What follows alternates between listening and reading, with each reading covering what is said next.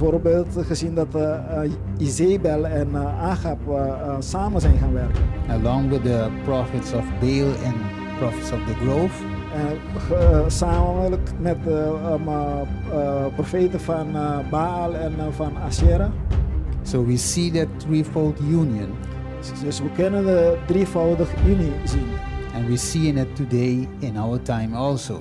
En we zien het ook vandaag in onze tijd So gebeuren. that means that Elijah must come. En dat betekent dat Elia moet komen. Yes, and the time is right now. En de tijd is op dit moment, juist nu. Yeah, so we're going back in First Kings. Dus we gaan terug naar 1 Koningen. So again, we go into look, for example, in we pick up in First Kings 17. We gaan terug en pakken het weer op in 1 Koningen hoofdstuk 17. Let us go 18 verse 1 better. Laten we eerst naar 18 vers 1 gaan. 1 Koningen 18 vers 1 gaan. Yes, we will see the promise. We zullen daar het belofte zien. And it says, and it came to pass after many days En het zegt dat toen er geruime tijd verstreken was, that the word of God the Lord came to Elijah kwam in het 3e jaar het woord des Heren tot Elia. in the 30th year, saying, go shew thyself unto Ahab. Ga heen en vertoon u aan Agab, I will send rain upon the earth. want ik wil regen op de aardbodem geven. So, okay, you see, in the first place, drought, En we zien op het eerste plaats droogte, because there was no dew, no rain. omdat er geen dauw of regen was. But God promised that there will be rain. Maar God beloofde dat er regen zal zijn. But we have studied what caused the rain to come. En we hebben bestudeerd wat ervoor zorgde dat er regen kwam. Restoration of true worship. Herstellen van het ware aanbidding. Bring back the rain. Bracht het regen terug. So if there is no true worship, Dus als er geen ware aanbidding is, there should be no dew, no rain. dan zal er geen dauw zijn en geen regen. And so that's why we spoke this morning that present truth must be preached the way it is. Daarom spraken wij vanochtend dat de tegenwoordige waarheid gesproken moet worden zoals het is. Even though we have to speak something that is going wrong into our own church, Zelfs als we moeten vertellen of spreken over iets dat verkeerd gaat in onze eigen kerk. we have to do it. We moeten het doen. Because we cannot speak about the Pope Want we kunnen niet over de paus spreken and calling them out of Babylon, en hen uit Babylon roepen. like Revelation 18:4 says, Zoals Openbaring 18 vers 4 zegt. that shouldn't be partaker of their sins, Dat zegt dat zij geen deel of wij geen deel mogen vormen uit hun zonde. and not to receive of her plagues. En we mogen niet ontvangen van hun plagen. But sin is sin. Maar zonde is zonde. Even where it could take place, sin is sin. Hoe je het ook mag noemen, zonde blijft zonde. So, if there is sin in God's camp, Als er dus zonde in Gods kamp is, that should be rebuked too. dan moet het ook aangesproken worden. Because when Jesus comes, Want wanneer Jezus komt, he cannot save us in sin. kan hij ons niet in zonde redden. So that's the reason why we must preach the truth like it is. En dat is de reden waarom wij de waarheid moeten vertellen zoals het is. Like Jesus did. Zoals Jezus het heeft gedaan. He preached the truth Hij had de waarheid gesproken, in love. maar met liefde. But he did not hold back the truth. Maar hij heeft de waarheid niet weerhouden. And for example, if you go to Galatians 4 verse 16, just hold your place in First Kings. Als we bijvoorbeeld gaan naar Galaten, Yes, 4 verse 16. Galaten 4 vers 16. And then we see what Paul says En daar zien we wat Paul zegt, in his days. wat hij heeft gezegd in zijn dagen. He says, I am therefore become your enemy because I tell you the truth. Ik ben daarom je vijand geworden omdat ik je de waarheid vertelt. But he spoke the truth Maar hij sprak de waarheid. because he was not a man pleaser. Hij was niet iemand die de gunst van mensen nodig had. He was, what you call it? He was a servant of the Lord. Hij was een dienaar van God, zo noemen wij het. Okay, so let's come back. Dus laten we teruggaan naar 1 Koningen. Yes. So God promised what? Rain. God beloofde wat? Regen. So what we are expecting Dus wat we zijn aan het verwachten, soon, zal spoedig, very soon, shall be rain shall fall. spoedig zal er een regen gaan vallen. Because that's the promise of God. Want dat is de belofte van God. But the question is, Maar de vraag is, should the rain fall on me too? moet de regen ook op ons vallen? Or shall it fall all around me, but not on me? Maar moet het dan overal om me heen vallen, maar niet op mij? That's the question. Dat is de vraag. I hope not. Ik hoop van niet. Okay, let's go to Amos chapter. Laten we 8. teruggaan naar Amos, hoofdstuk 8, verse 11. vers 11. Amos is een van de kleine profeten. Yes. Naast wat? 8 vers 11, yeah. Amos 8, vers 11. Yeah. Let's see what it says.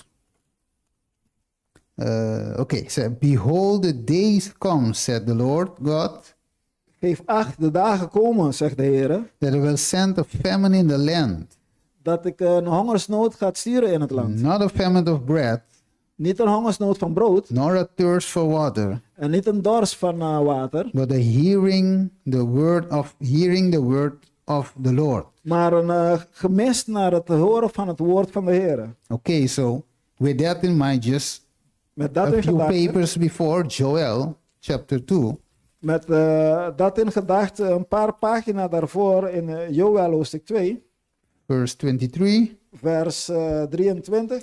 it says, Be glad then, ye children of Zion, Het zegt, wees blij dan kinderen van Sion and rejoice in the Lord your God. en wees blij in de Heer. For he had given you the former rain moderately, Want hij heeft de vroege regen aan u gegeven. and will cause to come down for you the rain, the And I- former rain, En dan zal hij ervoor zorgen dat de regen op u komt, de vroege regen. and the latter rain in the first month. En de late regen in de eerste maand. So what is the promise? Dus wat is het belofte? The early rain De vroege regen and the latter rain. en de late regen. But first, what God sent, Maar eerst wat God stuurde. not thirst, Niet dorstig, but hunger for the word. maar honger naar het woord van God. So there is power in the word of God to make changes in our life, Er is kracht in het woord van God om veranderingen te brengen in ons to leven. bring back true worship. Om de ware aanbidding terug te brengen. Okay, so in this time of church and state, we see the false union. En nu in deze tijd zien we de unie van kerk en staat. Yes. De valse unie van kerk en staat. Okay, let me just see something. Okay. So I'm just going to skip this. Yeah, okay. Ik wil dit overslaan en dan. Look what it says here. Kijk wat het hier zegt. It says, as men depart further and further from God, Terwijl de mens verder en verder van God gaat, Satan is permitted to have power over the children of disobedience. dan wordt aan Satan macht gegeven om aan Satan de toestemming gegeven om macht te hebben over de kinderen die ongehoorzaam zijn. He hurled destruction among men. Hij zal de vernietiging van de mens verspoedigen. There is calamity by land and sea. Er zijn calamiteiten op land en zee. Property and life are destroyed by fire and flood. Bezittingen en leven worden vernietigd door vuur en door overstromingen. Okay, so look what's coming. En kijk nu wat komt. Satan resolves to charge this upon who refuse to bow to the idol which he has set up. Satan neemt zich voor dit op de mensen te brengen. Op zij die weigeren zich te buigen voor de afgoden die hij klaar heeft gezet. Okay, so you have heard all about climate change, all the way, climate change. U heeft genoeg gehoord over climate change, het klimaatverandering. Yes, and you see, for example, also the California fire and all those fires. En je ziet bijvoorbeeld al die vuren, Californische vuren en andere vuren. Yes, guess what? It is a plan set up by Satan himself. Maar raad eens, het is een plan van Satan zelf die hij heeft klaargemaakt. Because he will blame the Seventh-day Adventists. Want hij zal de zevende Adventisten de schuld daarvan geven. Not all, Niet allemaal, but the faithful Seventh-day Adventists maar de trouwe zevende Adventisten. who trying to hold up the true Sabbath. Die blijven volharden eigenlijk in de ware Sabbat. And he will try to put the blame on them because they are the ones who causing all this famines and all these things. Want hij zal de schuld op hen leggen omdat hij hen gaat beschuldigen van dat het is hun schuld dat al deze dingen gebeuren, de vuur en al die andere dingen. That's why we read in First Kings. Dus terwijl je leest in 1 Koningen, Let me see over here. Let me see. First Kings. Let me just check again. 17 was it, gaan we I even guess. nakijken in 1 Koningen. Yeah, let me just. Okay. I will look for the. Yeah, it says, "Are you the troubler of Israel?" Dat tekst 17, huh? Ja. Yeah, 17. De tekst was zegt, Ahab zegt tegen Elia, ben jij degene die ongeluk brengt? Yes, First King 18, verse 17. Ja. So it says, 1 Koningen 18 vers 17. are you the troubler of Israel? Hij zegt tegen hem, zijt gij daar, gij die de Israël in ongeluk stort? So you see the accusation to God's prophet. En je ziet hier dat de profeet van God de schuld krijgt. But who has caused that there was a famine in the place? Maar wie heeft ervoor gezorgd dat er daar hongersnood was? It was not Elijah. Het was niet Elia. It was them with their false worship. Het kwam door hen die de valse aanbidding volgden. So look the next verse, verse 18. En nu kijk naar vers 18. And Elijah answered and say, I have not troubled Israel, Doch Elia antwoordde en zeide, ik heb Israël niet in But het ongeluk gestort, but thou and thy father's house, maar het was gij en uw vaders huis. and that ye have forsaken the commandments of the Lord, Doordat gij de geboden des Heeren hebt verzaakt. and thou hast followed Balaam. En dat gij Baal hebt nagelopen. So come back again to the quotation of Ellen White. En om terug te komen aan de citaat van Ellen White. So this is a setup.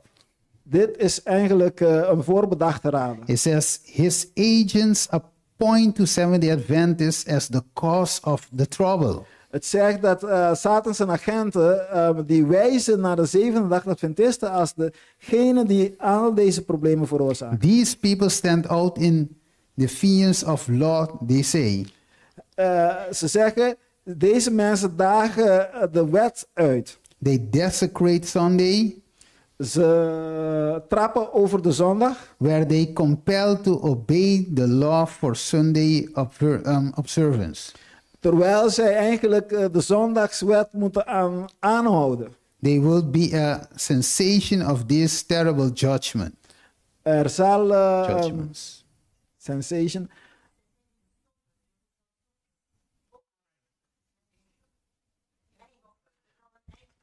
Er zal een eind komen aan deze verschrikkelijke oordeel. Dank u wel. Yes.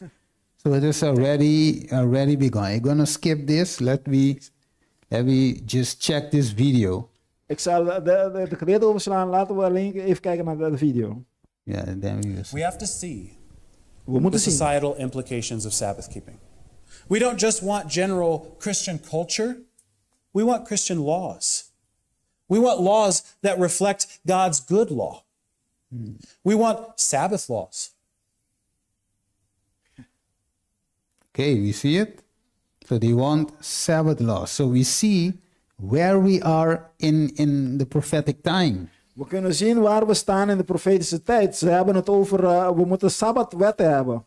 So God allows us to see these things God staat toe dat we deze dingen mogen zien. so we can prepare ourselves. Zodat we onszelf kunnen voorbereiden. We need the latter rain. We hebben de late regen nodig. But before the latter rain, we need the former rain. Maar voordat de late regen komt, hebben we de vroege regen nodig. Because we cannot skip the former rain to receive the latter rain. Want we kunnen de vroege regen niet overslaan om de late regen te ontvangen. The same way in the sanctuary, Hetzelfde gaat het in de heiligdom. we cannot skip the altar of sacrifice We kunnen de offeraltaar niet overslaan to go to the candlestick. om naar de kandelaar te lopen. So it must be in sequence.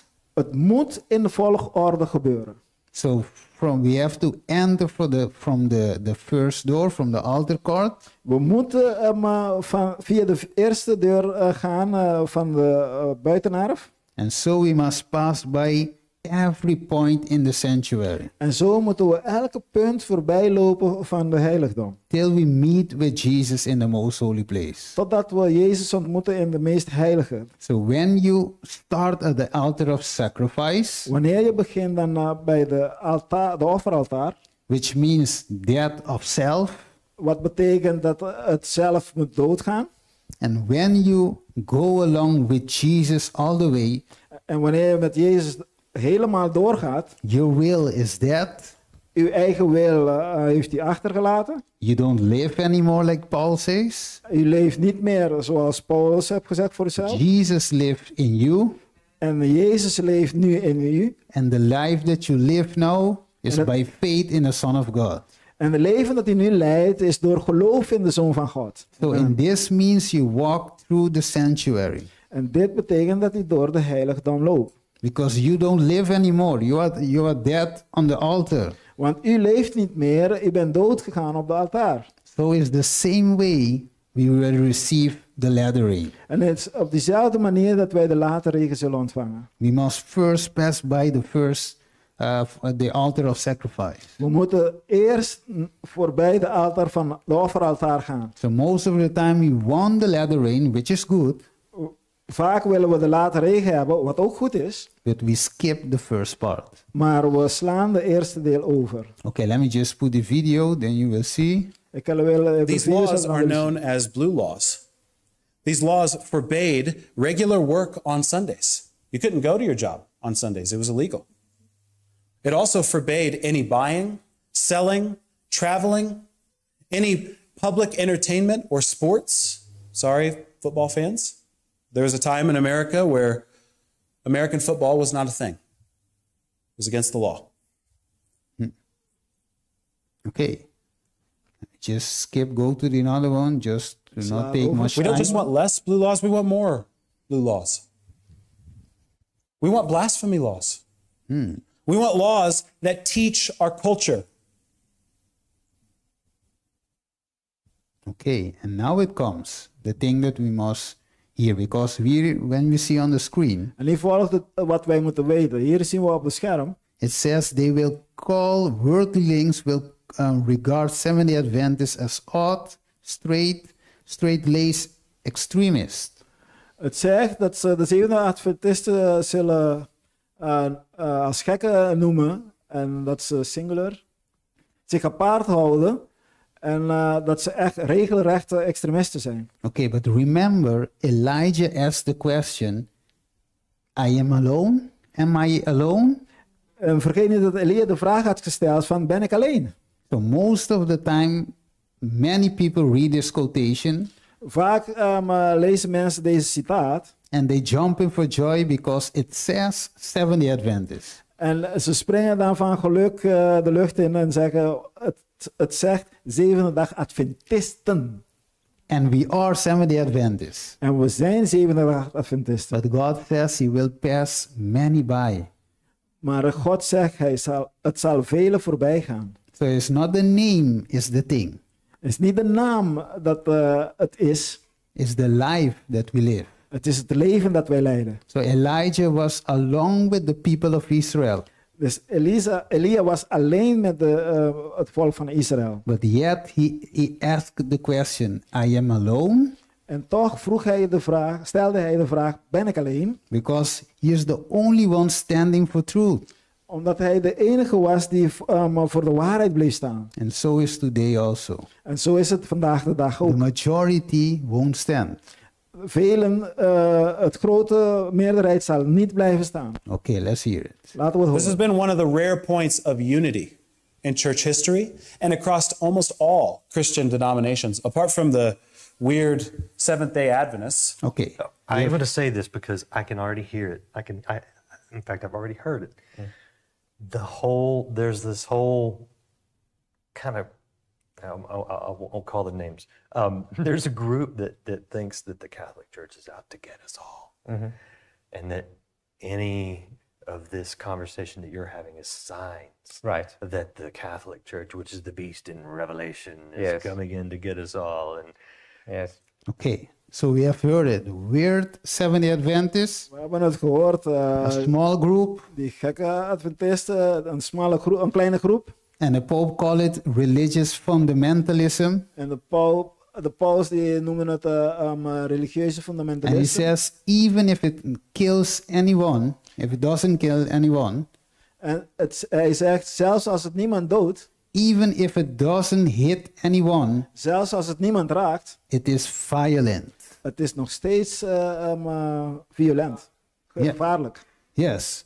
That's why he call it also, for example, like you said, there is always a small group.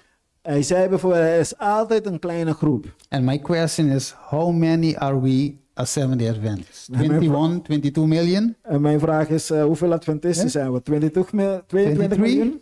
23 miljoen? 23,2. Okay, that is not a small group. Dat is geen kleine groep. So he is talking about a group inside Dus hij that spreekt group. over een groep binnen die groep. That's one. Yes, 1 in 21. even. That's why Ellen White says even 1 in 20 will be saved. Not even 1 in 20 will be saved. Daarom zei Sister White, zelfs niet 1 in 20 zal gered worden. Again, I am alone. En nog een keer, ben ik alleen? That's what is the question from Elijah. Dat was de vraag en is de vraag van Elia. But thank God, Want dank God, he was not alone hij was niet alleen. because there were 700 more Want er, was, hidden in the caves. want er waren 700 meer? 700? 7000. Ja, 7000 meer, dacht ik ook. Yes. 7000 meer die zich verborgen hielden, die hij had verborgen in de grotten. Yes. So there is a small group, but there is more than one. Er is Thank een God. kleine groep en het is meer dan één. Because if Dank it is God. only one, then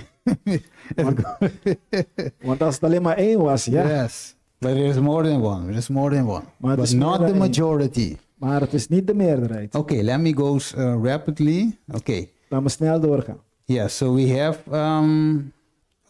I cannot go back. But Ellen White speak about the false revival that comes. Okay, yeah, thank you. Yes. He speaks about the false revival that comes just before the genuine. En Ellen White spreekt over de valse opwekking die zal komen kort voor de ware. Yes, well, I'm not going to read everything, so I just skip it. Ik ga niet alles lezen, dus we gaan het overslaan. Yes, you can read it at home. Je kunt het thuis lezen. Yeah, so the false revival will come before the genuine. De valse opwekking zal komen voor de echte, de ware opwekking. Okay, so here I going to, for example, if we see Pentecost 2025, Bijvoorbeeld als we zien Pinksteren 2025 and we see all those coming together, en we zien al deze mensen die samenkomen. but how can there be a Pentecost when there is, for example, no true worship? Maar hoe kan er een ware Pinkster zijn als er geen ware aanbidding is? Again, people don't like when you do this, Natuurlijk, mensen houden er niet van wanneer je dit doet. but if Elijah was sitting here today, Maar als Elia vandaag hier zat, he will ask, who is on the Lord's side? dan zou hij vragen, wie staat aan de kant des Heren? So it's the same message. We cannot, bow down in the message. Het is dezelfde boodschap. We kunnen ons niet buigen voor een boodschap. No Pentecost, no dew, no rain in apostasy. Geen Pinkster, geen dauw, geen regen en Yes, afvalligheid. because if you see, for example, this picture, Want als je bijvoorbeeld deze beeld ziet, and you see also the name of our church inside this ecumenism, en je ziet onze naam in deze ecumenische beeld, then you see Ahab and Jezebel. dan zie je Agab en Izebel. And that means there cannot be no dew, no rain. En dat betekent dat er geen dauw en ook geen regen kan zijn. You see, so you can pause the video at home and read it. Je kunt de video thuis pauzeren en dat lezen. And you see the call to unity for the sake of a mission. En dan zien we ook de roep voor uniformiteit voor de missie. But the mission in Elijah's message was to bring true worship alone. He could not mix it. En in Elias' boodschap was het brengen van de ware aanbidding. Hij kon het niet mengen. Yes, because and now they try to unite with the papacy and the falling apostate Protestants. En nu proberen ze zich te verenigen met de pauselijkheid en de afvallige christenen. And call for Pentecost 2025. It won't come. En dan roepen ze voor Pinksteren 2025. And here you see the former religious liberty leader along with the Pope. En hier zie je de voormalige leider van vrijheid van Yes, van religie. van de vrijheid van religie. So you see Jezebel and Ahab. En daar zie je dus Izebel en Agab. You see it, you can see it. Je kan het daar zien. Je kan het hier zien. Jezebel and Ahab. Agab en Izebel. Jezebel again and Ahab. So you Agab en Izebel you see nog the een keer. chain. You see the chain going on. Je ziet dat de ketting nog steeds doorgaat. And that's why God said today, the greatest want of the world is the want of man. En daarom zegt God vandaag dat de grootste, het grootste wat de wereld nodig heeft, is wat de mens ook nodig heeft. Yes, it's the man who will not be bought or sold. Het zijn de mensen die zich niet laten kopen of verkopen. Men who in their inmost souls are true and honest. Mensen die blijven staan omdat hun binnenkant en hun ziel ze voor de waarheid gaan en dat ze eerlijk zijn, oprecht. Yes, many who do not fear to call sin by its right name. Mensen die niet bang zijn om zonde naar zijn naam te noemen. Yes, let me see. Okay, men whose conscience is as true to the duty as the needle to the pole. Mannen die weten dat hun gehoorzaamheid is aan de taak, net als de naald naar de Noordpool wijst. Yeah, men who will stand for the right truth, the heavens fall. De mannen die zullen blijven staan totdat de hemel zou vallen. Okay, so I'm going to go fast so Jennifer can enter. Ik ga snel zodat Jennifer ook tijd mag krijgen. Okay. Okay, so we have a message We hebben dus een boodschap to bring to the world. om naar de wereld te brengen. And the world must unite with God, En de wereld moet zich verenigen met God. but we cannot unite with the world. Maar wij kunnen ons niet verenigen met de wereld. It seems like we call that name. It's not fair, Het lijkt alsof het niet eerlijk is, but so it has to be. maar het is hoe het moet zijn. They have to unite with God, Het zijn zij die zich moeten verenigen met God. and God cannot unite in sin. En God kan zich niet verenigen in zonde. Okay, so in this fearful time, just before Christ is to come the second time, Daarom als nu we in de vreselijke tijd zijn voordat Jezus terugkomt op tijd. yes, God's faithful preachers will have to bear a still more pointed testimony than was borne by John the Baptist. Dan moeten Gods sprekers meer de waarheid spreken in trouw dan zelfs Johannes de Doper dat heeft gedaan. A responsible, important work is before them. Een belangrijke werk staat voor hen. Yes, okay. And those who speak smooth things, God will not acknowledge as his shepherds. A fearful woe is upon them. En zij die zoete koek verkopen als waarheid, God zal niet hen niet herkennen als zijn herders. Yes. Er staat hen een vreselijke wee te Yeah. wachten.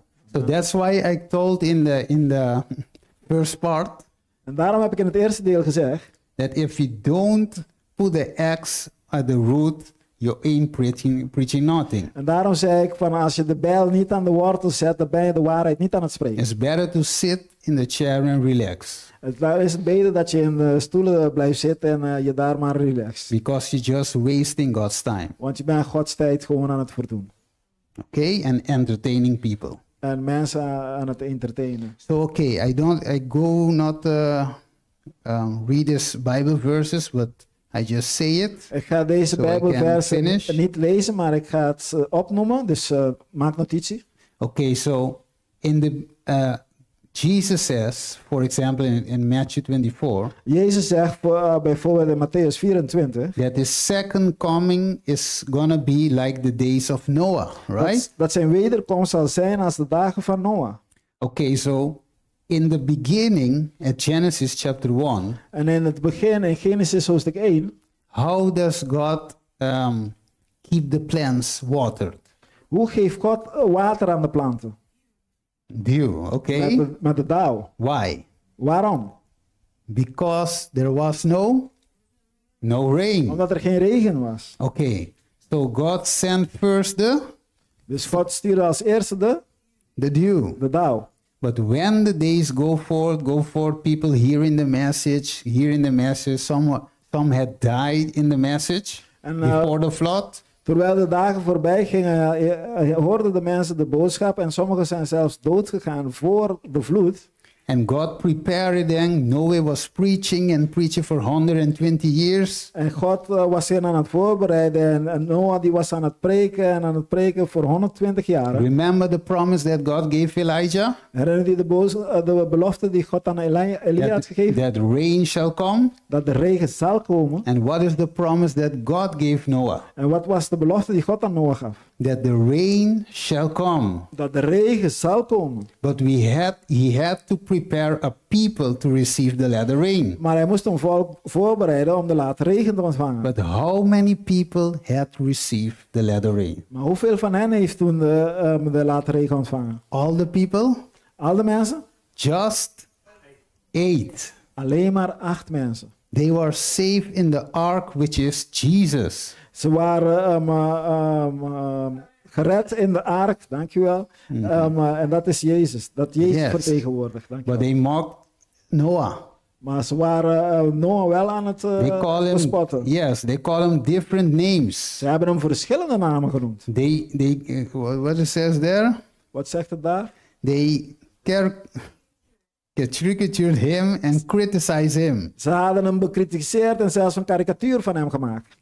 And they calling him crazy fanatic. Ze noemden hem een gekke fanaat. Remember the majority. En herinner, dat is de meerderheid. And just a small group accepted the message. Maar alleen maar een kleine groep nam de boodschap aan. And before I finish, En what voordat ik type of afrond. message was Noah preaching? Wat type boodschap was Noah aan het prediken? Yes, but what subject? Over welke thema? Repentance, okay, but Noah sprak over bekering. what subject connected to repentance? Maar wat staat Okay, but how? zonde achterlaten? Maar hoe? Yes, Gerechtigheid door geloof. that was it. Let's go take Dat it was het. just to confirm it. Om het te bewijzen. 2 Peter. We gaan naar 2 Petrus. Okay, there's more in the message, but I have to Er is close meer in it. de boodschap, maar ik moet het So afronden. next week, Dus volgende week, at the same time, the same place, op dezelfde plaats, dezelfde tijd. we will continue with the message. Dus volgende week is broeder Christina weer hier. Dus vertel het door. Yeah. En dan zullen we met de boodschap doorgaan. Yes, so 2 Peter 2 verse 5. Dus 2 Petrus 2 vers 5. Let me see. Yeah, okay. It says, and spirit not the whole world, but save Noah the 8th person, a preacher of righteousness, bringing in the flood upon the world of the ungodly. So, the message of righteousness by faith, which is, Dus de boodschap van gerechtigheid door geloof, wat is? what is the, like Ellen White say, the third angel's message in variety. Het is zoals Ellen White zegt, het is de drie engelen boodschap in variëteiten. So, Noah preached what? Noah predikte Yes. de drie engelen boodschap. And that bring about the latter rain. En dat bracht de late regen. And the question is to close. En de vragen om te sluiten. Because I must close. There's more, but Ik moet I have to sluiten, er close. is meer, maar ik moet afronden. If Noah did not preach the message, Als Noah de boodschap niet had gebracht, could the latter rain fall? kon de late regen vallen? So God used him Dus God heeft hem gebruikt to preach a message om een boodschap te preken in the time of church and state. in de tijd van kerk in staat. Just confirm it. Genesis 6, sorry. We kunnen het, 6, 1 and 2. Just we kunnen confirm het it. zien om het te bewijzen. And then we can see what we have just saw, En dan kunnen we zien dat wat we net hebben that gezien, our modern day Ahab was uniting with the Pope, is a sign. dat we kunnen zien dat onze moderne Agab die samen met de Poop verenigt een teken is. It says in verse 1, and it came to pass when men began to multiply on the face of the earth. Waar bent u? 6:1, Genesis 6:1. Genesis 6:1. En het zegt, toen de mensen zich op de aarde begonnen te vermenigvuldigen en hun dochters, Yeah, daughters were born unto them. en de dochters geboren werden, The Son of God saw the daughter of men that they were fair, zagen de zonen Gods dat de dochters der mensen schoon waren. and they took them wives of all which they choose. En zij namen zich daaruit vrouwen wie zij maar verkozen. Okay, so what we are doing there? Wat zijn ze daar aan het doen? Uniting with the world, Ze zijn zich aan het verenigen met de wereld. with the ungodly. Met de ongoddelijke. And what do we see right now? I just passed the pictures. En wat zagen we net? Ik heb net de foto's voorbij laten komen. We see leaders of our church uniting with the world. We zien de leiders van onze kerken zich verenigen met de And what wereld. come next, verse 3? En wat komt vers nog na? Vers And the 3. Lord said, my spirit shall not always strive with man, En de Heere zeide, mijn geest zal niet altoos in de mens blijven. for that he also is flesh. Nu zij zich misgaan hebben, Yes. hij is vlees. Yes, these days shall be 120 years. Zijn dagen zullen 120 jaar zijn. So are our days counted? Zijn onze dagen dus geteld? Because we are seeing everything in our very own eyes. Want we zien alles met onze eigen ogen gebeuren. We saw the modern day Ahab uniting with Ja. the papacy. We hebben de moderne Agab zich verenigen met de pausdom. We see the false revival also. We zien ook een valse opwekking. So we see that our days are numbered. Dus we kunnen zien dat onze dagen geteld zijn. We are living at the close of human probation. We zijn aan het leven aan de sluiting van de genadetijd. Even though everything mens. seems to be alright, okay, Al ziet alles eruit alsof alles oké is. but then our days are numbered. Maar je moet weten dat onze dagen geteld zijn. So to pass the mic to Jennifer, I just want to Om de microfoon aan zuster Jennifer over te geven, wil ik connect even this. dit verbinding maken. Yes, I want to connect it this way. Ik wil het op deze manier aan elkaar verbinden. Elijah prepared the way Elia had de weg voorbereid for true worship. voor de ware aanbidding. And when John the Baptist came, En toen Johannes de Doper kwam, what did he have to prepare? wat moest hij voorbereiden? The way for Jesus, De weg voor Jezus which is the klaarmaken. true, the life, and Welke also de the way. waarheid, de leven en de weg is. Okay, so John the Baptist, did he have a special preparation Had Johannes de Doper een speciale voorbereiding to prepare the way? om de weg voor te bereiden? What is the one of those preparation? Wat was een van die voorbereidingen die hij had gedaan? Separate. Not before, because he had to born He had to be born, but there moest was geboren a worden, maar- specific preparation. Maar hij had een specifieke voorbereiding. Okay, but before he go to the wilderness, Maar voordat hij naar de wildernis ging,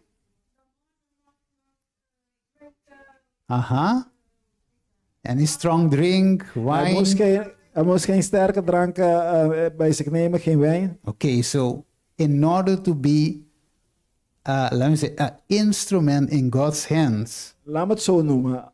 Om een instrument in Gods handen te zijn, in order to be an instrument in God's hands, om een instrument in Gods handen te zijn, we need to accept what? moeten we wat aannemen. The health reform. We moeten Okay? de gezondheidsboodschap aannemen. So I just switched to Jennifer. Okay, what can die you tell me? op die manier geef ik het over aan So Jennifer. that is also the Elijah message. Dat is Yes. ook de Elia-boodschap. Ja. Yes, the message, the health message has to combine with the message of the prophecy because De gezondheidsboodschap moet meegaan met de drie engelen boodschap. Omdat, it is one message, one body, one God. want het is één boodschap en één lichaam, één God. He has made you and me. Hij heeft u en mij geschapen. Dus he knows what you and me need. Dus hij weet wat u en ik nodig hebben. Dus as everything he already settled for us, Zoals alles wat hij al klaargemaakt heeft voor ons, he also settled the last day message on health for us. heeft hij ook voor de laatste dagen de gezondheidsboodschap klaargemaakt voor ons. Let me ask, Laat me het vragen. what is the last day message for God people in What- the health? Wat is de laatste boodschap voor de Gods volk wat over gezondheid gaat? De derde Thank you. engelenboodschap. Yes, the third angel message. Dus so you see is the same. Zo, je kunt zien, het is hetzelfde. May I have my PowerPoint, please? Zou die mijn PowerPoint alsjeblieft voor kunnen zetten? Bring. Okay. Next. Oh, Hij is nog niet klaar. yeah. No, go back. Go back on. Yep. Yeah. I want you to see before we begin a movie, a video. Ik wil je een The video laten in zien the voordat we PowerPoint, beginnen. please. Zou je de video in de PowerPoint kunnen zetten? Oof. Er is een video in de PowerPoint. Yes. Kite. Okay, nee, dat ding. Oei, oei, oei, oei, oei. I think something went wrong with that. I'm sorry. No, you I can, okay, send it to him. Waar? Yeah, sabe o que eu digo? Is aqui. GSC tem evidência. This one. Okay. Okay, I'm sending it to you again. Yes? Okay, I'm sorry. De techniek. Ze stuurde het weer naar hem. Yeah, what's up?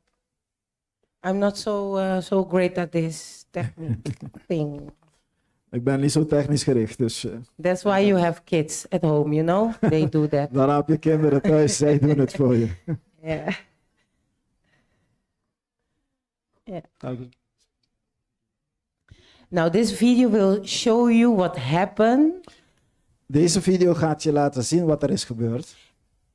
just if you add meat one day. Maar die gaat jou laten zien wat er gebeurt als je vlees 1 dag maar eet. Why meat? Waarom vlees? Because it's the food God prohibits for the last day for his children to eat. Want het is de voedsel dat God verbiedt dat zijn kinderen eten in de laatste dagen. But he left it also at your choice. Maar hij heeft You het- can choose. Maar hij heeft het toch aan u overgelaten als vrije keuze. But that doesn't mean that it's okay to do it. Maar dat betekent niet dat het oké is om het te doen. Because if you want to receive that rain, Want als je de late regen wil ontvangen, that means that your temple has to be clean. dat betekent dat uw tempel gereinigd moet zijn. Because the Holy Spirit will not live in a dirty home. Want de Heilige Geest zal niet wonen in een huis die vuil is. Often we say, God loves structure. Vaak zeggen we dat God houdt van structuur. But the point is, does we really know what God means by his structure? Maar de punt is, weten wij wel wat God bedoelt met zijn structuur? So if your body are created by him, Dus als je lichaam geschapen is door hem, he gave you that structure you need. dan geeft hij jou de structuur over vlees. So he inspired the last day message, Zo, hij heeft de boodschap voor de laatste dag geïnspireerd. not only for Sister Ellen G. White to send it to us. Maar niet alleen aan Sister Ellen White om het naar ons te sturen. He began with Juan the Baptist, Hij is begonnen met Johannes de Doper, Daniel, Meshach, Abednego, Daniel, Meshach en Abednego. and the rest of his friends, En de rest van zijn vrienden. and Petrus too. Ook in Peters tijd. Yes, and he kept showing that it is okay for you to eat that meat, Hij liet zien dat het oké is voor jou om het vlees te eten. but it's not the healthier way. Maar het is niet de gezondste manier. And he showed in his word En hij heeft in zijn woord laten zien that we can live and eat healthy without this meat. en dat wij kunnen leven en gezond eten zonder deze vlees. But what's the problem today with this? Maar wat is vandaag de dag het probleem? Thank you. The battle of that spiritual battle we all gain. Dat is de spirituele oorlog die wij allemaal moeten voeren. Because God allow it once Want God heeft het eens for a toegestaan reason, met een reden. but now he has prohibited it. Maar nu heeft hij het verboden. If you want to be a vessel for the Lord, Als, you shall not eat meat in the last day. als je een voertuig wil zijn voor de Heer, dan zal u geen vlees eten in de laatste tijd. Dankjewel, dat was de juiste woord. Okay, thank you. But I will not speak about only meat today. Maar ik ga niet alleen over vlees vandaag spreken. I will use it as my example for my part. Ik zal het als voorbeeld gebruiken voor mijn deel. But my team is fighting the food battle with the spiritual weapons. Maar mijn thema is het vechten van de voedseloorlog, eigenlijk vechten met spirituele wapens. En om aan te sluiten aan Steven, And to just reunite with what Steven had said. ik heb een stuk die we gaan eventjes bij stilstaan. I want to show you a piece where we will look at it. Yeah, video? Yes. Second, yeah, premiere. Yeah? Is Yeah. the video, the second one? Yeah. Okay. Ja, de video Just play. start alsjeblieft. Or is it murky inside? And that's always interesting. When you look at the next video, you'll see there was a experiment done on Game Changers, where they looked at three samples. Three football players, and they fed them different types of burritos or wraps. The one was a chicken, and the other one was a beef, and the other one was a bean and avo wrap. And yeah, let's look at the results. What you eat immediately before an athletic endeavor really can have major impact on how you perform. There's a direct correlation between a meal and endothelial function. The endothelium is the lining of blood vessels. It regulates blood flow throughout the body. It knows that a particular muscle group or organ needs more blood flow, and it dilates, it opens up. When the endothelium is impaired, it cannot open up. It cannot allow blood flow to increase as much, and therefore impairs athletic performance. The test subjects were 3 football players from the Miami Dolphins. Today, we're going to be feeding them 3 burrito breakfasts with a lot of protein. 2 of them have sources of animal-based protein and fat. One is from beef, one is from chicken. Third is a plant-based burrito, which has beans in it. So the protein and the fat came from a plant-based source. Tomorrow, we're going to feed them all bean burritos. We're looking at the impact of eating a different meal on the same people. All right, here's the beef. Thank you. Chicken here, and I have a plant-based one here as well. Thank you. Griff has been plant-based for 4 years, so he got bean burritos on both days. On away games, we always eat fried chicken. We eat Popeyes. I love fried chicken. I love Popeyes, and I'm gonna eat Popeyes every time. 2 hours after each meal, the players had their blood drawn and put into a centrifuge. The red blood cells sink to the bottom. An amber-colored fluid called plasma rises to the top. If the plasma is see-through, it means there's not much fat in the blood, and the endothelium is likely functioning well. Michael, today's blood and yesterday's blood. This is a plant burrito. This is a meat burrito. Look at the difference it makes in what circulates in your bloodstream. Cloudy. Cloudy. And that's on top is the fat circulating vies, hè? in your blood from the meat burrito. Gotcha. Griff, you're the vegan. Here's your blood from today and your blood from yesterday. Nice and clear, both of them. So the fat from the avocado doesn't have that kind of effect? That's right. Kenny, you're the fried chicken guy. You want to see your chicken? There it is. Yeah, it's pretty gross to see. Sources of animal-based protein and fat have a tremendous impact on endothelial function. That lasts for 6 or 7 hours after you eat. So if you have bacon and eggs for breakfast, or a hamburger for lunch, and a steak for dinner, this is going on all day long. Your blood is always cloudy, and the ability to operate at your best is always impaired. Damn. I guess I won't be eating my fried chicken no more. Dr. Vogel's experiment was backed up by numerous studies measuring how a single let me animal-based stop. meal can impair blood flow. You guys can see that all dat onderzoek later als jullie die video willen. If you want the video later on, you can see what the research was, what they did. That's not a Seventh-day Adventist research. Het is geen zevende dag Adventistische onderzoek geweest. It is from a doctor from the world. Het is een dokter van de wereld. And he says stop eating meat. En hij zegt, hou op met vlees eten. Because if today you don't feel it in your body, Want vandaag voel je het misschien niet in je lichaam. but doesn't mean it's not there Maar and dat- doing damage. Maar het wil niet zeggen dat het daar niet is en daar dat hij eigenlijk beschadigingen is aan het veroorzaken. If my blood is dirty, Als mijn bloed vies is, how can my brain cells refunction, restore? Your brain cells restore by every minute Ja. of new thinking. hoe kan dan mijn hersenen functioneren als mijn bloed vies is? Terwijl mijn hersenen elke minuut eigenlijk een opslag moet maken. Yes. Dus Die kan how zich niet can you be a herstellen. vessel of the Lord for the Lord eating meat? Hoe kan je dan een voertuig zijn voor de Heer als je vlees blijft eten?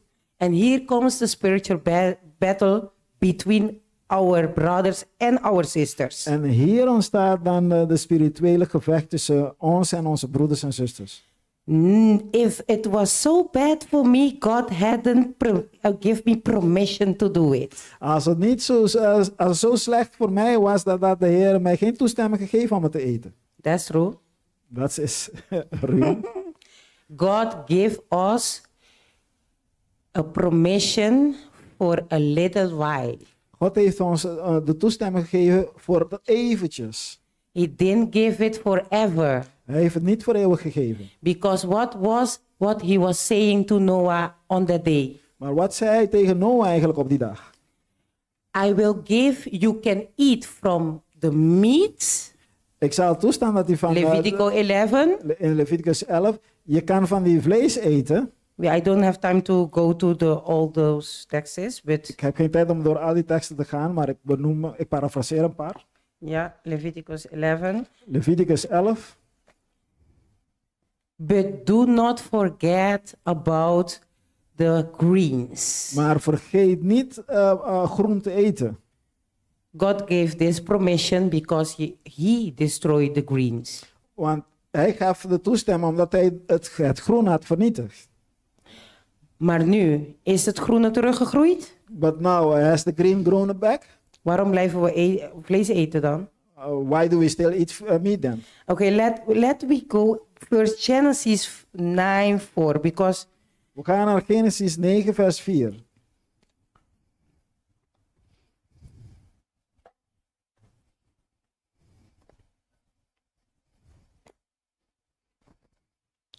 if someone can come for me, Genesis 9 vers 4. yeah, and someone get Levitico 17, En iemand anders Leviticus 17 alsjeblieft. 11, 11. someone Levitico 3:15, En iemand anders Leviticus 3 vers 15. and someone Psalm 37:20, En iemand Psalm 27 vers 37:20. 37 vers 20. The thing is, God has given us a permission, but with that permission, He had specified some things.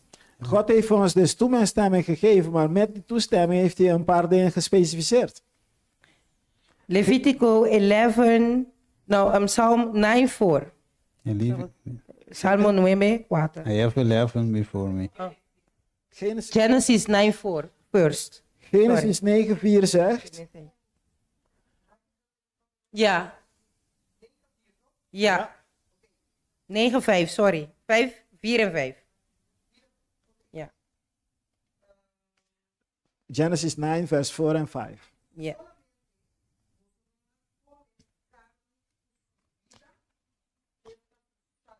Alleen vlees met zijn ziel, zijn bloed, zult gij niet eten.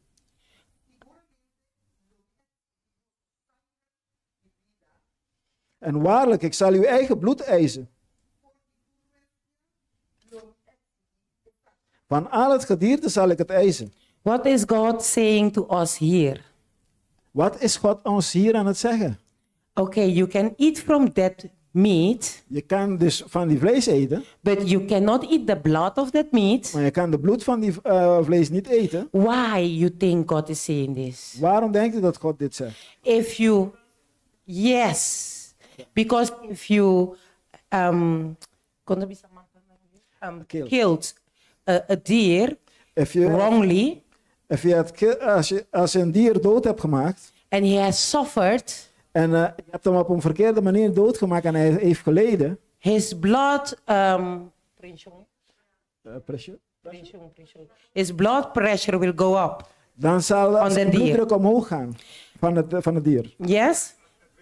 Adrenaline. Yes, it will be in that meat. You after killing that beast will be on your plate. Dan zal al dat ook op jouw bord staan nadat je de dier hebt gedood. Yeah, because God specified how you have to kill the deer. Want God heeft me duidelijk gemaakt hoe je de dier moet doodmaken. Animal, yeah. The question is, the meat we are eating today is killed like God asked us to do it? De vraag is doden ze de dieren op de juiste manier zoals God heeft gevraagd om dat te doen vandaag de dag? No. So that is mean if I eat it, what am I doing? Wat betekent het dan als ik dan I'm sorry, I'm not hearing it, church. Saying loudly for my ear. Ik hoor de kerk niet. Zeg het hardop. Yeah. What am I doing if I eat the meat is not from a beast that is not killed how God stipulates me to kill him? Yes. But what am I doing? Yes. Thank you, sister. Because God gave a law that I'm not respect him. Ja, in that law, I do my own thing. Dus that is disobedience. I'm sinning. Als ik de dier gedood op een manier wat God niet heeft gezegd dat het moet gebeuren, en ik eet dat vlees van het dier met alles wat erin zit, dan ben ik aan het zondigen. Waarom? Want dat ik doe niet wat God heeft gezegd dat ik moet dan doen met het dier. Exactly. And it is not because it's not stipulated in the 10 Commandments. Het is niet dat omdat het niet in de 10 geboden is gestipuleerd. Doesn't mean that it's not a sin. Dat betekent het niet dat het niet hetzelfde is. God gives a commandment God geeft een in opdracht. the way you have to slaughter this meat. Op een juiste this manier deze dieren moet eigenlijk slachten. But we are not doing it. Maar we zijn het niet aan het doen. We eat this meat every day from the Jumbo, the Albertijn. We eten die vlees van al deze supermarkten, Jumbo, Albertijn en allemaal. The next thing, Maar het laatste. we say, no sister, I'm eating halal. Maar we zeggen, nee zuster, ik eet halal. What's halal meat? What's halal meat? Maar wat is halal vlees? No. Het is op de juiste manier geslacht. No. Nee. Yes, they pray and they kill him. Ze bidden en dan doden ze het dier. Slachten ze But het dier. yet they kill him like they want to kill him. En ze slachten hem op de manier hoe zij denken dat het geslacht moet worden. Does that mean that halal is not a good meat also? Maar dat betekent dat halal ook niet een goede vlees is. In het schal. But the Turks, they let all the blood get drained out of the animal. Een moment, hermana. Ik ga even naar Nederlands switchen. I'm switching to the Dutch.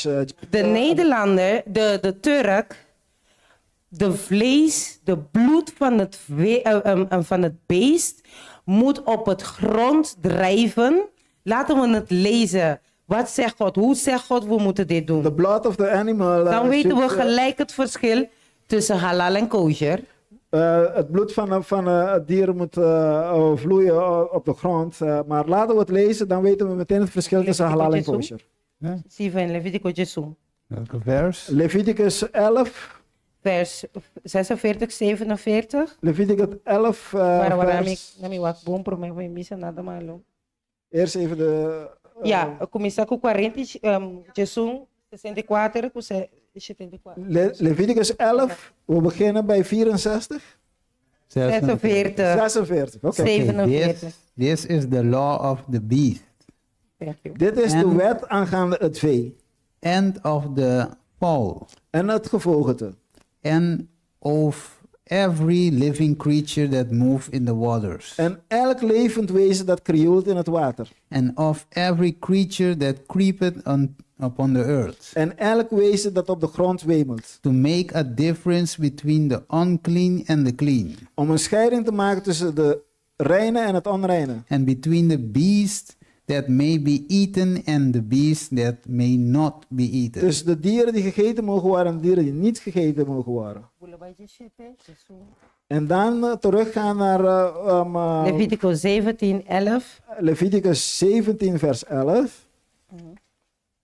Want the clean and the unclean meat, we already know that. Want over het reine en de onreine vlees weten we We al. just focus in how to kill it, Maar to eat. we leggen nu de focus op hoe wij het moeten slachten. Om het te kunnen eten.